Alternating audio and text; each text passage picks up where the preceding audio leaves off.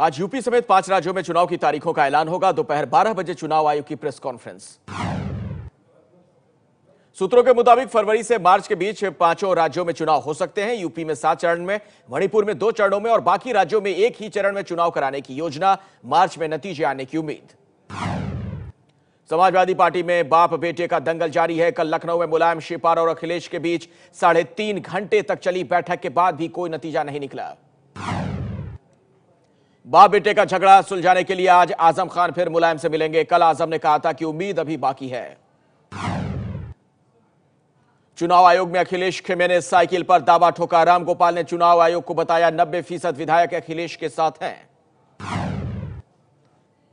UP के इलाहाबाद में मुलायम, शिवपाल समर्थकों का प्रदर्शन। अखिलेश यादव का पुतला फूंका।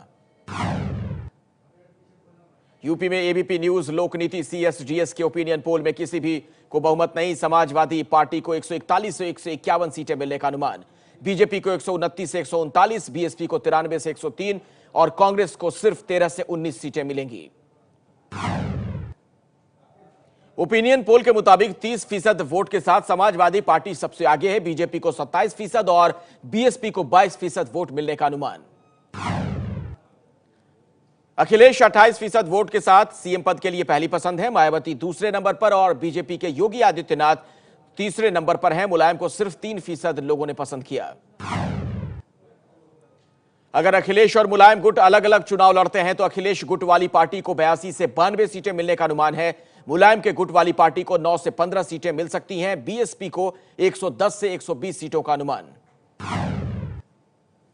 मुलायम अखिलेश के अलग होने से बीजेपी को बड़ा फायदा होगा। बीजेपी को 158 से 168 सीटें मिल सकती हैं। कांग्रेस इस सूरत में भी 14 से 20 तक ही सीमित रहेगी। मोदी सरकार की पहल पर अंडरवर्ल्ड डॉन दाऊद इब्राहिम के खिलाफ बड़ी कार्रवाई। यूएई सरकार ने दुबई में दाऊद की 15,000 करोड़ रुपए से ज्यादा की प्रॉपर्टी जब्त की। अगस्त 2015 में पीएम मोदी की यूएई की यात्रा के दौरान एनएसए अजीत डोभाल ने दाऊद की प्रॉपर्टी का डोजियर यूएई सरकार को सौंपा था। एबीपी न्यूज के पास उस डोजियर की कॉपी मौजूद है। भारत के सौंपे डोजियर में दाऊद पर ड्रग्स ट्रैफिकिंग, जाली नोट वसूली, हवाला के जरिए मनी लॉन्ड्रिंग का आरोप है। 1993 के मुंबई बम धमाकों का मास्टरमाइंड है दाऊद। दाऊद ने 2008 में मुंबई पर हुए हमले में आतंकियों की मदद की थी। नोटबंदी का आज 57वां दिन। बैंक और एटीएम की लाइन छोटी हुई, लेकिन बैंक से अभी भी एक बार में कैश लिमिट के 24,000 रुपए नहीं मिल पा रहे हैं। यूपी के देवरिया में पीएनबी के 13 ब्रांचों में कैश की किल्लत। लोगों के हंगामे के बाद अधिकारियों ने बैंक पर ताला जड़ा। मध्य प्रदेश के उज्जैन में नकली नोट छापने की फैक्ट्री चलाने वाले 3 आरोपी गिरफ्तार। 8 लाख के नकली नोट के साथ प्रिंटर, कंप्यूटर भी जब्त। इंदौर में एमपी की महिला बाल विकास मंत्री अर्चना चिटनिस से जुड़े स्वयं सिद्ध कोऑपरेटिव बैंक पर इनकम टैक्स का छापा। कांग्रेस ने जांच की मांग की। जयपुर में 25 लाख की नई करेंसी के साथ छोटू मलसैनी नाम के युवक को पुलिस ने किया गिरफ्तार। देश भर की सब्जी मंडी में एबीपी न्यूज की पड़ताल। नोटबंदी की वजह से सब्जियों के दाम आधे हुए। कैश और खुले की किल्लत की वजह से बिक्री कम हो रही है। नोटबंदी में भी शिरडी के साईं बाबा मालामाल। 25 दिसंबर से 2 जनवरी के बीच 9 दिन में 9 करोड़ 84 लाख का दान मिला। करोड़ों के रोज वैली चिट फंड मामले में टीएमसी सांसद सुदीप बंदोपाध्याय गिरफ्तार। अदालत में पेशी के लिए सीबीआई कोलकाता से भुवनेश्वर ले गई। अपने सांसद सुदीप बंदोपाध्याय की गिरफ्तारी के खिलाफ आज ममता बनर्जी की पार्टी पूरे पश्चिम बंगाल में विरोध प्रदर्शन करेगी। चिटफंड घोटाले में गिरफ्तार टीएमसी के दूसरे सांसद तपस पाल को भुवनेश्वर की अदालत ने 3 दिन की सीबीआई रिमांड में भेज दिया है। तपस पाल पिछले हफ्ते गिरफ्तार हुए थे।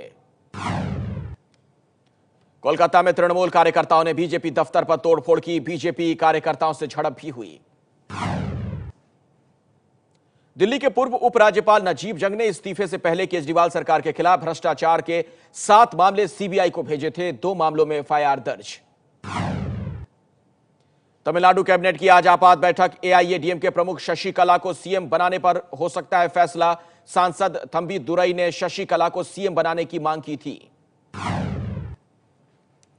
जस्टिस जगदीश सिंह खेहर देश के 44वें चीफ जस्टिस बने।